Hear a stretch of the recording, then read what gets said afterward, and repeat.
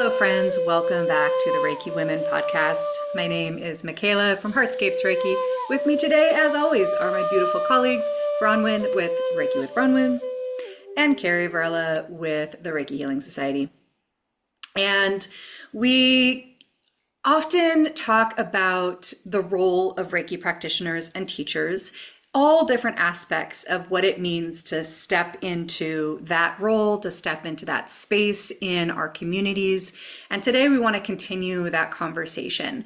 We really often are balancing the responsibilities that we take on as a Reiki practitioner, to do that with integrity, to do that with strength and authenticity, with the joy and the fun that can be had when we take on that space. And I think today's topic really balances those two things really well. We want to talk about strategies and ideas and why we might create community through our Reiki practices. We want to talk about a variety of different ways that we as Reiki practitioners can create community, why we would want to do that, and why we possibly even have a responsibility to create spaces where Reiki engagement and education can move beyond the classroom, can move beyond the Reiki session.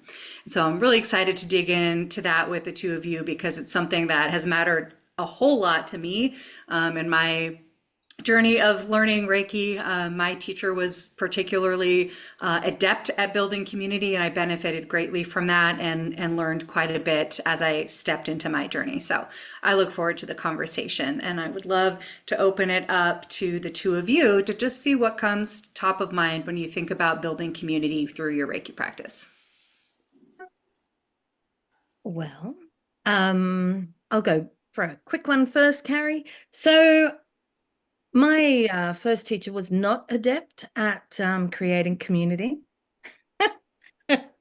So sort of the opposite. And I had so many questions, so many things that I felt like I really needed to know, and I didn't know where to find them or how to find them. So for me, that is the answer to why we need community after we do a Reiki course. And to have that opportunity to connect with someone who understands what we've learned, so they know where we're at, know a little bit about us, and can be supportive and really just keep us moving along the path, rather than also just doing a course and going, oh, that was great, bye. And just helping us to keep learning. So if you don't have a teacher that has done that for you, then there's always other opportunities and places to go. So that's also, I guess, what we're talking about today. And I definitely I found other teachers. I studied with a number of different teachers because I did want to learn and keep learning. And did I find I found that I've had to, in many ways, create my own community, weirdly enough. But I think that even with the three of us working like this is a community for sure. And so it's us three, and it's also the people who listen and communicate to us through that as well. I love that. There's so many different ways that we can really connect to people and feel connected. It's an awful thing when we take a course which is all about connection, and then where do we find ourselves? We find ourselves alone and back out in the world. And really, I don't know, I think that's one of the hardest things for humans is making those connections with other people. Perhaps for some people it's easy. I don't think I've ever found it particularly easy. It's really something you have to work at and be active in. You just can't sit back and expect to be a part of this world. And I think the system of Reiki does make us think about that and make us more proactive in reaching out to other people and being with other people and understanding how important it is to be with other people. And it also offers us a community that we can actually move into. Someone recently used the word wholesome when they were talking to me about. I'd started up a Facebook group recently, and we were just talking about just connection and keeping those connections. And someone said, yeah, I find it so wholesome. And I think that's just such a beautiful word because it's that whole. So us feeling whole and being able to feel that when we're with others. So we're not feeling shy and disconnected and scared of saying something wrong, but we know that we have boundaries, and the boundaries are that we are kind to each other, that we listen to each other, that we're thoughtful, and we're not angry with each other. I mean, it's the precepts, and that we're there for each other. So we have these boundaries that the system of Reiki offers us, and it's so beautiful to just be together with others who have those same principles at their base. And really, none of us are perfect, and we're always working with that, but we're working with that. And so allowing us to sit back into that wholesomeness and feel that and feel connected. And I think there's so much that we can do together and support each other. So I've probably got other things to say about that, but I'd love to hear, Carrie, tell me about your thoughts on this. Yeah, I love all that you've said thus far. And before we started, Michaela and I were rochambeauing around who was going to start first. I'm really glad Michaela started because I love the way you introduced everything, and I love that idea of being wholesome as well. That you mentioned, Bronwen. I've had the privilege of being part of a lot of different communities, and mostly those have in like the first 10 years or so of my path on Reiki, it all a lot centered around yoga. But Unfortunately, within yoga, there's a lot of turnover within studios, and the whole idea of making a living owning a yoga studio is troublesome in this day and age. And people who are incredibly talented at creating community and put their whole heart into a business, and saw amazing success, but sometimes it's not sustainable as well. And so I was a part of a lot of communities that, like, we built this like whole, connection to each other um, in that community. And then the studio unfortunately had to close, or, something else happened. And I don't know, I must have taught at like 15 yoga studios over the course of this period of time. And so many closed, and, in different times, in different places, and for different reasons. And so now when I am in community, I really recognize how precious it is, and how much I cherish it.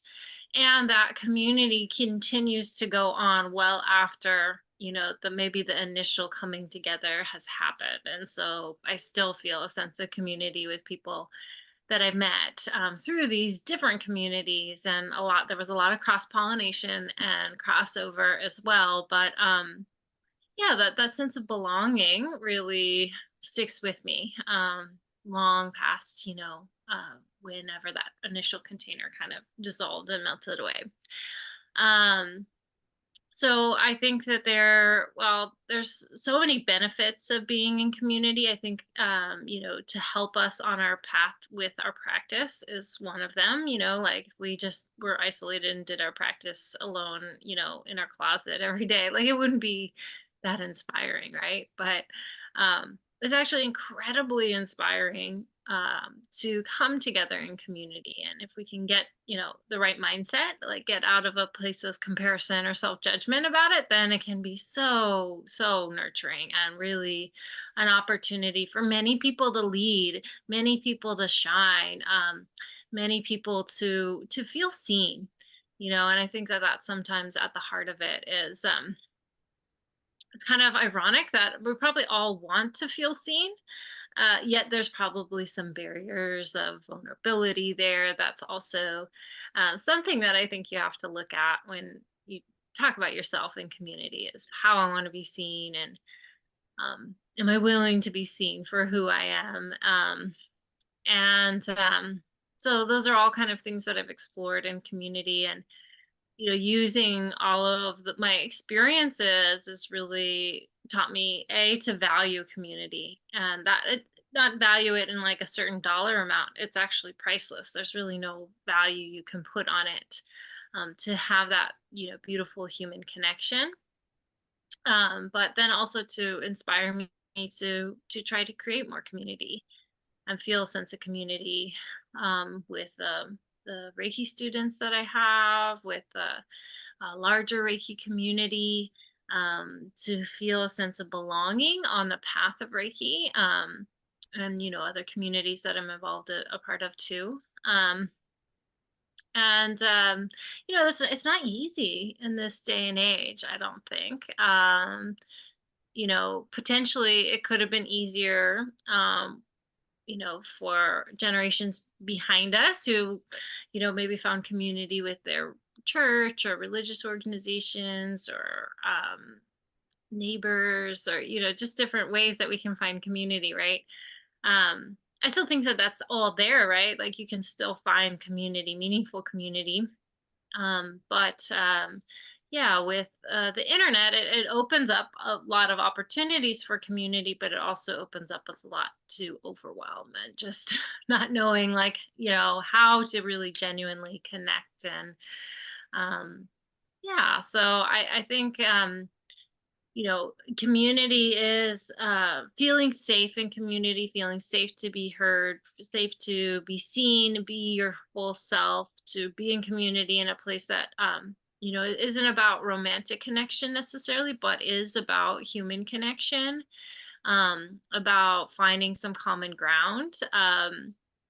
All of those things are really important to me, and that's really one of the reasons why I do feel very inspired to create retreats, because giving out an opportunity and container for people to connect in real life, like, it does feel like that's something that, at least in my life right now, feels a little bit lacking.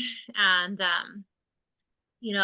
I really felt very deeply involved in community, and when I lived in Denver, and it was just kind of like I feel like I kind of grew up in its community, because like so many pivotal moments in my life were shared amongst particularly the yoga community out there. But um as I've moved to California, just really recognizing that, like, it takes time to build friendships with adults. It takes time to, cultivate that sense of community. I feel like I've really worked hard at it, and found a great community out here, um, and online as well, for sure. So, but it's like never, well, yeah, I think that there's always unique and interesting ways to find community. And for me, what I feel like is a little lacking in my life is just that genuine connection in person with other people, and really having that same heart and desire to do that intentionally, and to do it, and receive the medicine of it. So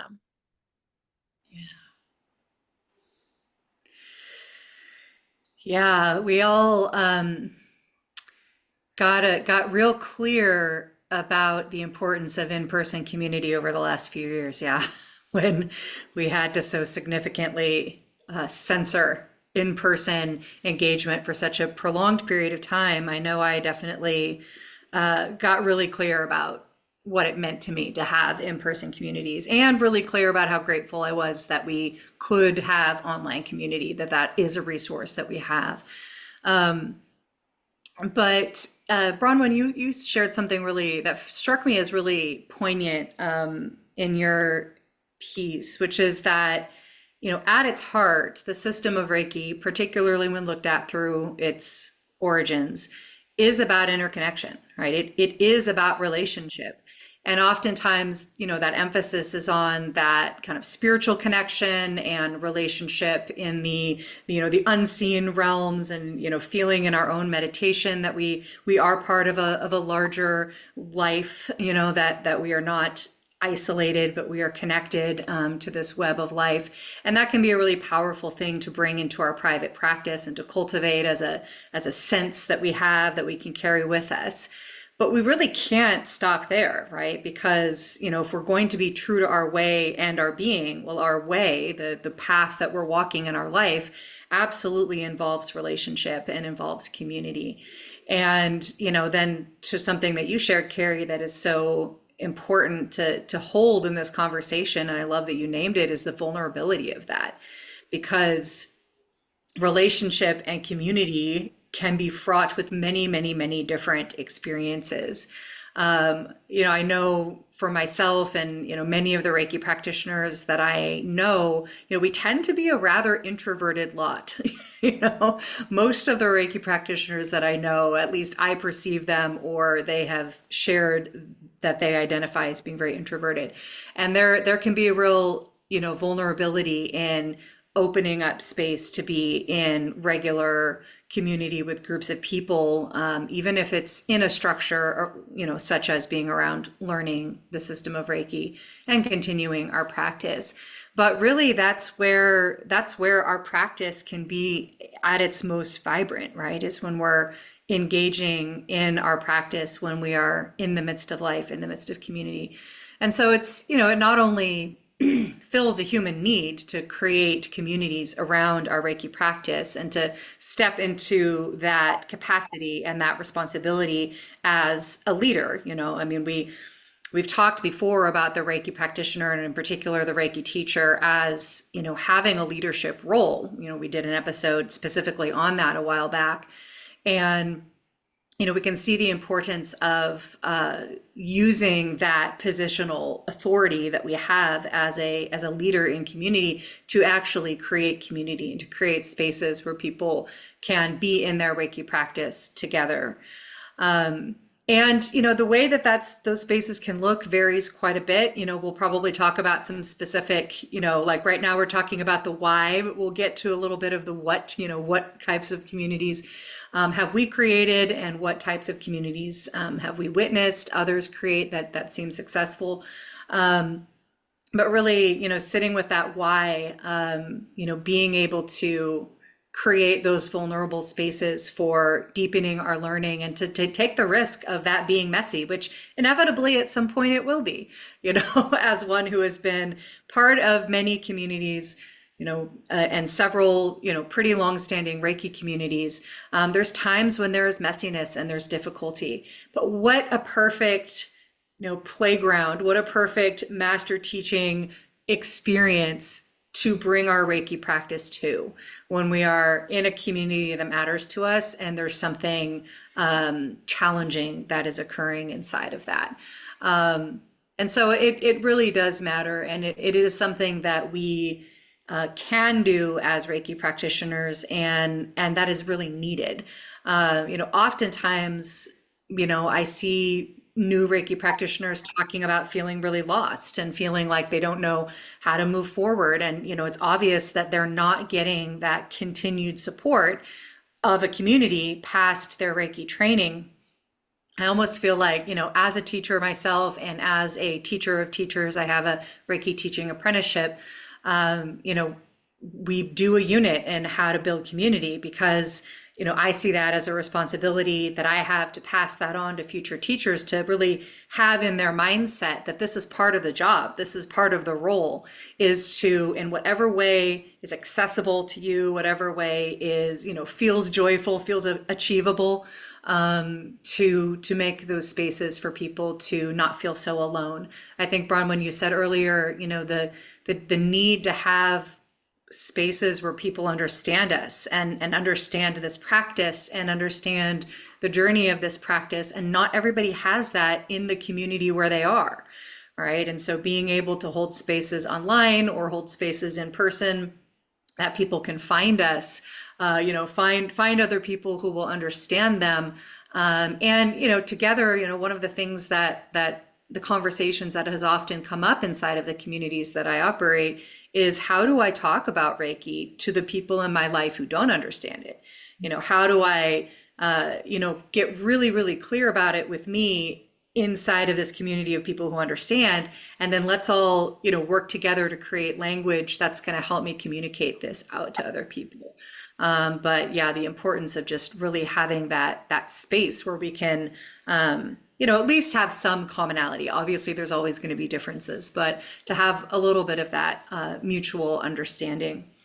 And I think the last piece that I want to share here, before shifting to what those communities might look like, is thinking about how, what is the purpose of our communities, and that is multi-directional. That there is, of course, the aspect of participants getting together, getting to continue learning, continue practicing, continue receiving Reiki, receive sessions from each other, to be in that, absorptive, like a sponge absorbing space, that we are when we're a new learner of something, or when we've been learning it for a long time, right? And just being able to stay in that space of absorbing the experience, to receive that experience, and also to create spaces where people can give back that experience, that can share in various ways. And that, again, that can look a lot of different ways. And it does require, those of us who create those spaces to be willing to be vulnerable ourselves, and to, share leadership and responsibility inside of those communities. The first Reiki communities that I developed, I definitely, I think looking back on it, had some reservation about that shared leadership piece, and like, what is it going to look like when I'm not necessarily in charge of the space. And so I designed it almost like just a mini class. Like, this is just like extended education. We're going to get together. I'm going to teach you some things. And, over time, it really became clear that it needed to be more egalitarian. It needed to be more about coming together and having everybody be able to contribute and to hold a piece of it, and to bring, what mattered to them, what they had to share into the space. And that meant giving over a little bit of the power, a bit of the control, letting it be less predictable, more fluid, less something that I had, created and designed, and more something that we were co-creating. And, I always want to just name the vulnerability in doing that, and also the incredible value of letting that go. And I really got a reminder of that recently. I started holding a monthly women's circle for women identified folks in my community. It's not Reiki explicit, but we get some Reiki going on in there. And again, I went into it of like, let me design what I'm going to teach, and we're going to have a structure and a curriculum every month. And like, immediately it was like, oh no, we need a space for people to talk and connect. And I'm not going to be completely in control of that. And it was a little scary, but is unfolding in a way that I couldn't have designed if I had gone about trying to do that. And that is, I think, going to be really, really lovely and powerful. So that is a little encouragement to those of you who might feel a little vulnerable, a little shy, and just to kind of feel the weight of opening space like that, that it is so very, very worth it. So that is where I would like to start, and I'll pass that back to you, Miss Bronwen. Yeah, well, where do I start?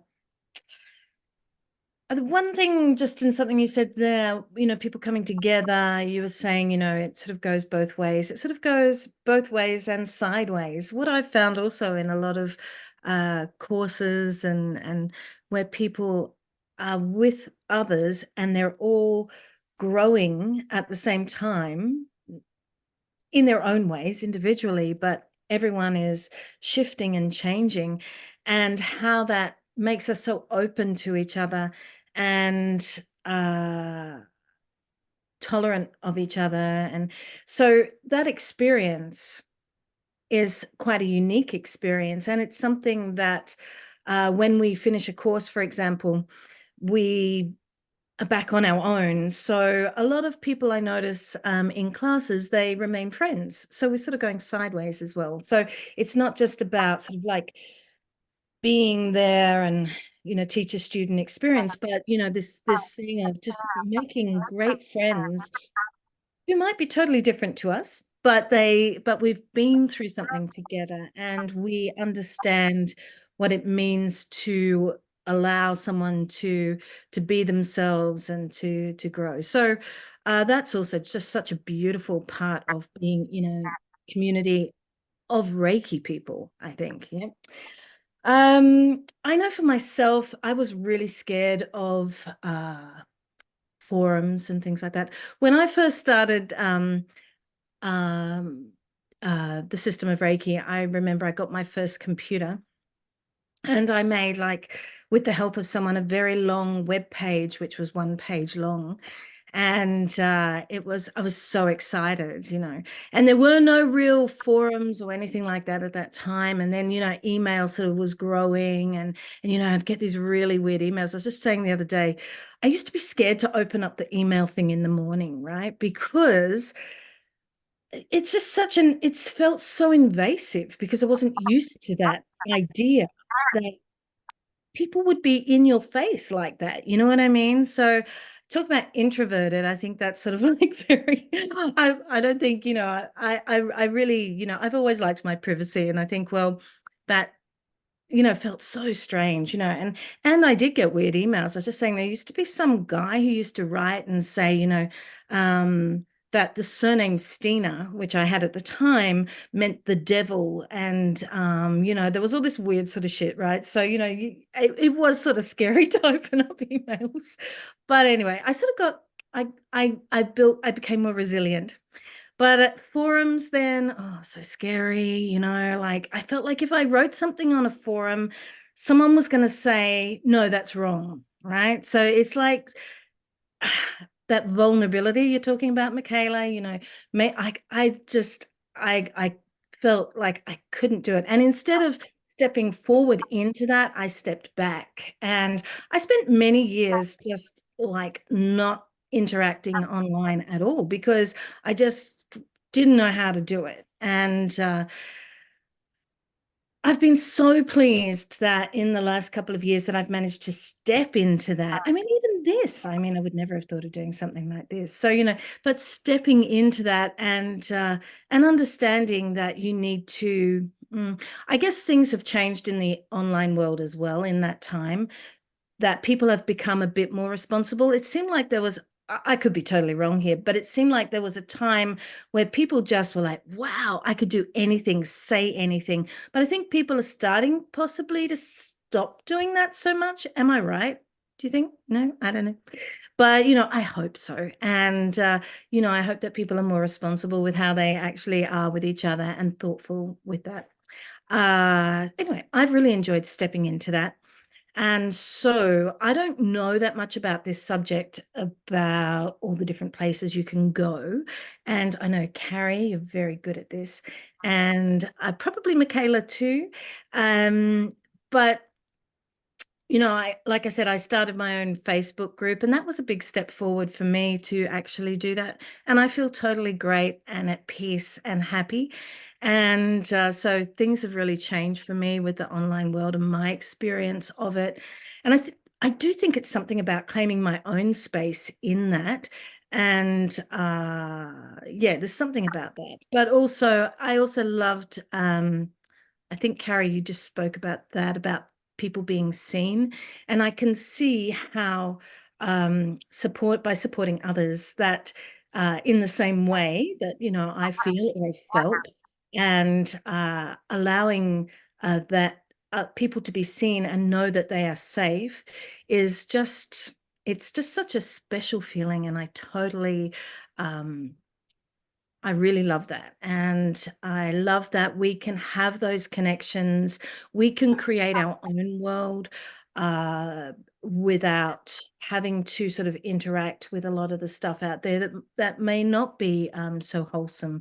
So, creating that space for ourselves, I think is a really beautiful thing. The idea of shared leadership, I thought was really interesting, Michaela. Yeah, because just started with my Facebook group. I have also started an online monthly group that we would get together. And we had the first one this month, last month, whatever that month was, this month. And it was really lovely. And I actually had put a poll out to ask people how they wanted it to flow. But I also had a student contact me, and she said, look, I've done so many of these things. These are my thoughts on it, which was so helpful, right? And so that was really good because I had absolutely no idea what I was going to do. So, and it's a mix of that freewheeling and a mix of the just a bit of structure. So that works really beautifully and is really helpful for people, I think, to be able to express themselves and, as you say, feel empowered rather than disempowered, because that sort of social environment, you want people to be able to be seen and to be able to talk and say whatever it is that they want to in that space. The other thing that I did with that is that each month there's a different person who's actually running it. So someone else within the group takes over, and they just keep that small structure happening and keep it going. So by doing that, there is this, as you say, there's, let go of the controls and let people be people and do things. I do have online classes, which I do regularly, subscription classes. And in those, I'm definitely the teacher because, yeah, it's a different environment. So that is a teaching environment. And it is an environment where people don't need to be seen as such, in that they need to, it's sort of weird to say, I guess we always need to be seen. But what I'm saying is they don't need to be running it in any sense. And it's really nice. I love that feeling of going to someone's class, sitting back and being able to absorb that and not feel the pressure to actually have to do anything specific, but be there, learn and grow. So that's that sort of environment. So it's a different type of coming together, I guess. So it really depends on what we're looking for and what we need at any specific time, I think. And I'm loving putting together different things. But what I would really like, and when we were talking about this class, is, I'd love to hear from you guys where you go online, because before we started this, I was just saying as well, the Reiki world is quite fractured. And I've looked at a lot of different Reiki all things online and where people are talking and I don't really feel connected.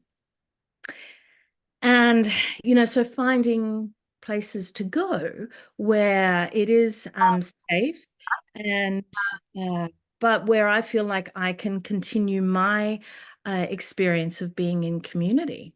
And maybe you guys know some places where we can do that.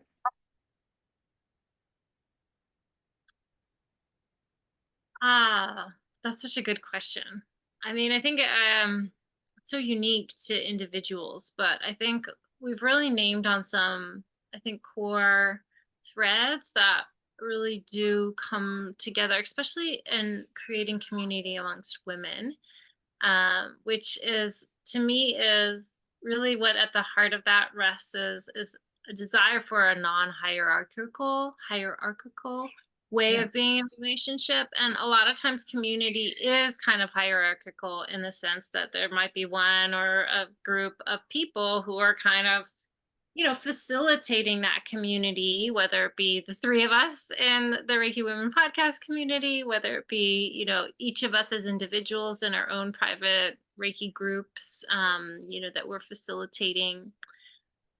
Um, and then another example, of course, is like a yoga studio where there's like, a studio owner, but there's also teachers and, but so, such a big part of that is respecting that everybody has a place, and if you are a yoga student, like, you fill such an important role. If you are a Reiki student, you fill such an important role in that overall community, because how could we teach if we didn't have people who wanted to listen to us? And so, I consider myself on that path of always learning. And I agree with you, Bronwyn. It's so nice to just be able to sit back and receive Love it. something beautiful that somebody mindfully put together. And I never am like, oh God, they could have done it this way or that way. It would have been so much better. Like, I'm never that way. Like, I'm like, oh my gosh, this is great. Like, there's always something that I learn in that experience. And always something that really strikes me as really beautiful and profound. Same with the yoga class.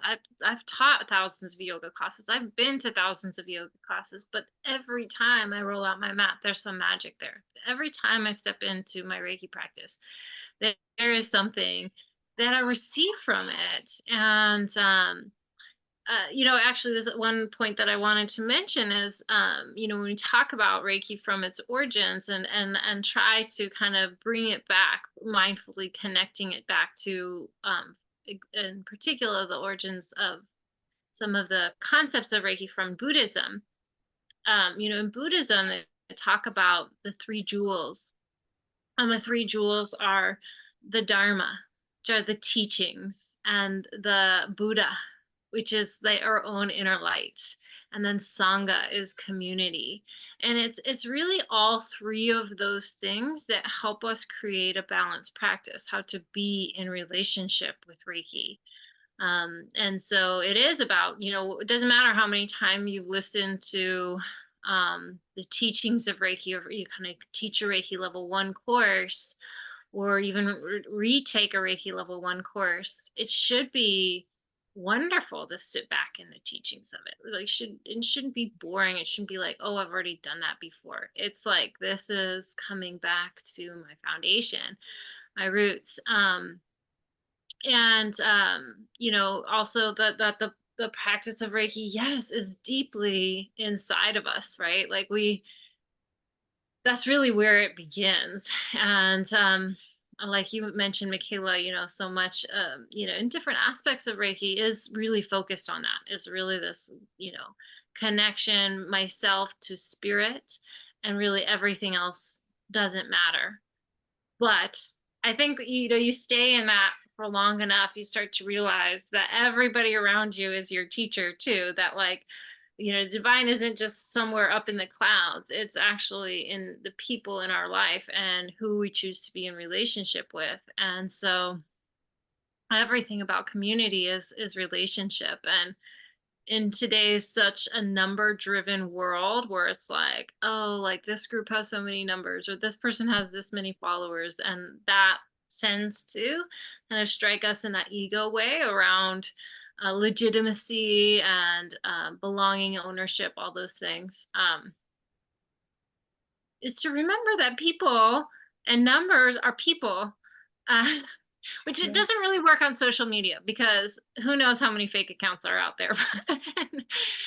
When you have like 100 likes or 100 followers on your account, what you can assume there is, well, maybe that's 90 people, actual real life people, but that's at the heart of community. It's not about numbers. It is about respecting the sovereignty, the wisdom in all people, and giving people an opportunity to really share that. And I think that's what a good community can do.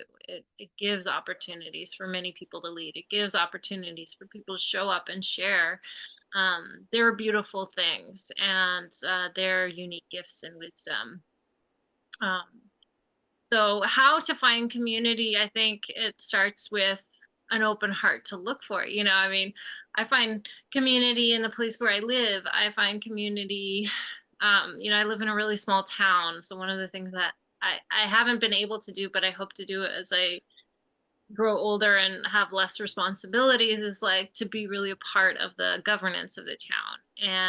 Or maybe there is, beyond the Reiki community, there's an organization that you really feel drawn to, and you might be one of those people who really do feel called to create more community as well. And so I know that I'm not, I know that I feel called to help and create more community, because I know of the value, and I know of that beautiful, like what you said, Bronwen, that sideways too, is like, when a group of people come together, I don't assume it's just for me. It's actually for each other. And to create those conscious connections and those beautiful connections. And when we do that, it really opens up doors that weren't there before, like our podcast. Like, it wouldn't be the same without any one of us here, and it would not be what it is if we could feel your energy of those of you who are listening, who are really receiving what we have to share. And um, know that we want to hear also how this, this work that we've shared together, how that lands for you and how it inspires you as well.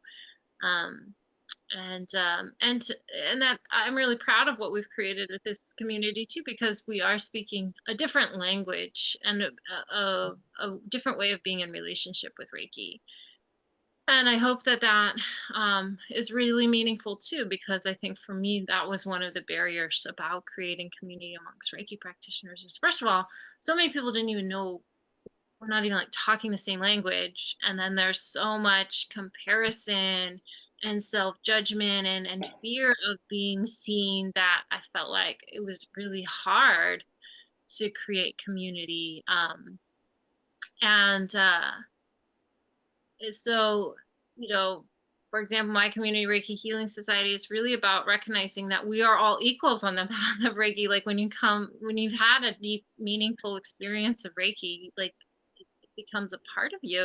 It is you. And in that sense, it's really quite foolish to try to show up as this person being better, or this person being worse, or being in this place of hierarchy. It just doesn't work.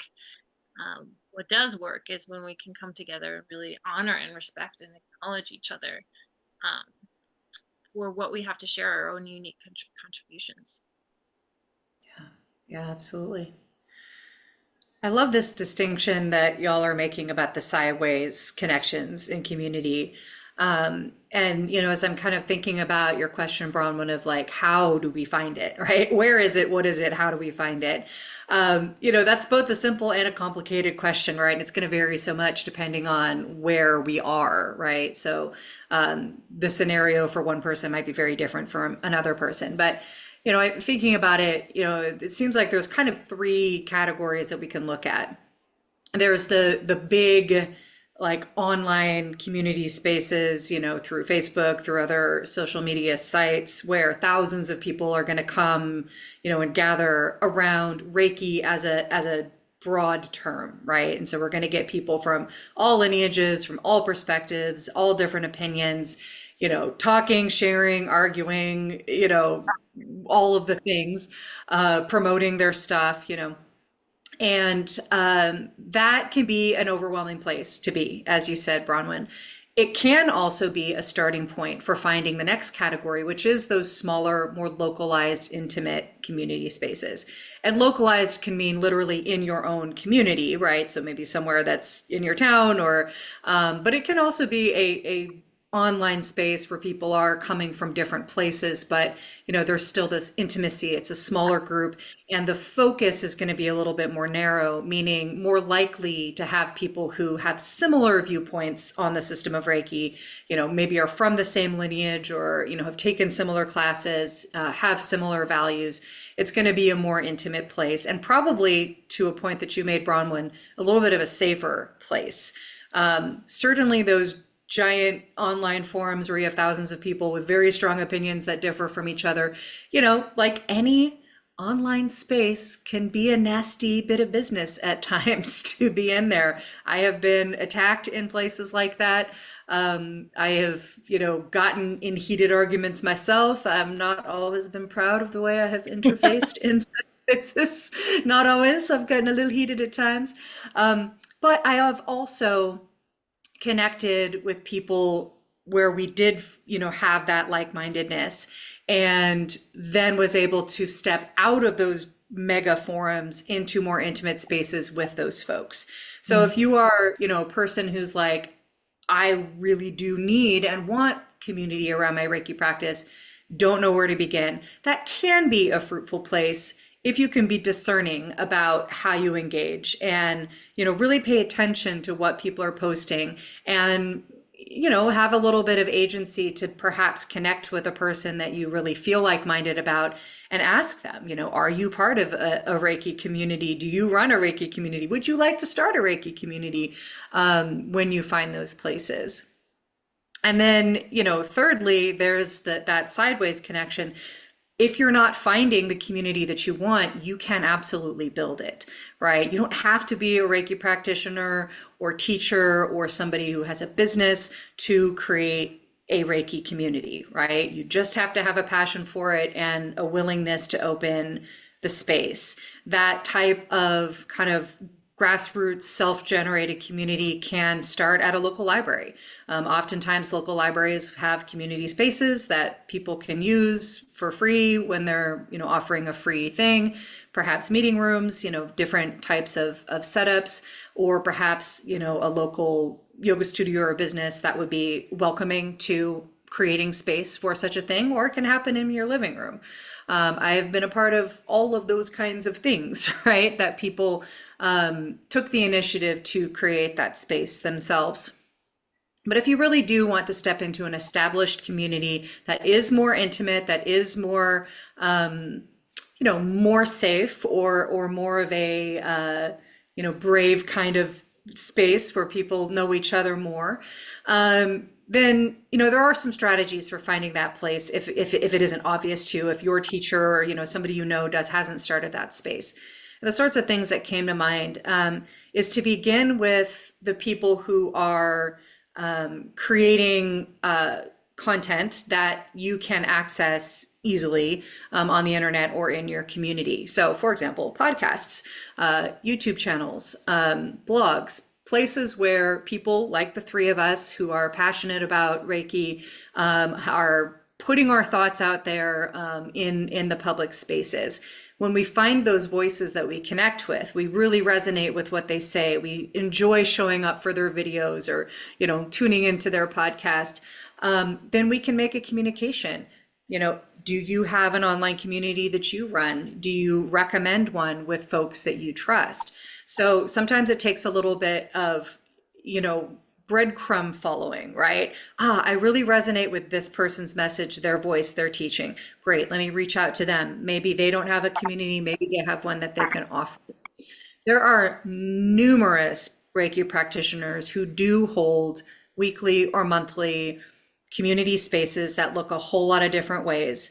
Just off the top of my head, thinking about various people that I know, everything from a very simple, relatively fast, we drop in, we do a practice together, that's it, maybe it's a half hour, like we just drop in, we practice, there's some guidance, and then we go our separate ways, to more, in-depth spaces. I hold a monthly practitioner circle that runs about an hour and a half. And so that gives us time for some practice, some conversation, some questions. And oftentimes people share that the reason they're there is because they have been looking for a community space. And they found me through this podcast, through my YouTube channel, through my website, and just, again, had that resonance. So there's a lot of people looking for community, and there are a lot of people offering it, but it is a following the breadcrumb situation because they're often very small. And there's a lot of noise out there on the internet, to be sure. And so we will drop in the description of this podcast any publicly open Reiki community spaces that we are aware of, including the ones that the three of us operate, as places that you can start. People that we trust, who are consistent and have integrity in how they hold their community spaces. And we are absolutely a resource to help advise you on finding your right fit, your right niche for how you want to gather, what you want to learn, the types of experiences that you want to have. And let it be a little playful, a little bit creative, finding those keywords that you can Google, along with your local area that will help you to connect to who you're looking for. And those types of keywords can include specific lineages that you're interested in following, specific types of experiences. So for example, a Reiki circle or a practice space or or classes or, free monthly things. and let yourself kind of follow those crumbs to eventually find the community that's for you. I guarantee you it's there. It just might take a little bit of trying and a little bit of experimentation. Like, don't be afraid to drop in to a group, do a practice session in one group, see if it's for you. If it's not, you can absolutely move on to the next one. And just finally, really wanted to reiterate, if you cannot find the community that's for you, then absolutely have the courage to make your own and to do that sideways connecting, step into your own leadership as a person who can make things happen in your community, and open up the space, see who else might be right in your neighborhood looking for the same thing. Yeah. Looks like you had a lot of answers to that question, Michaela. I love that. It's like, I know how. Yeah.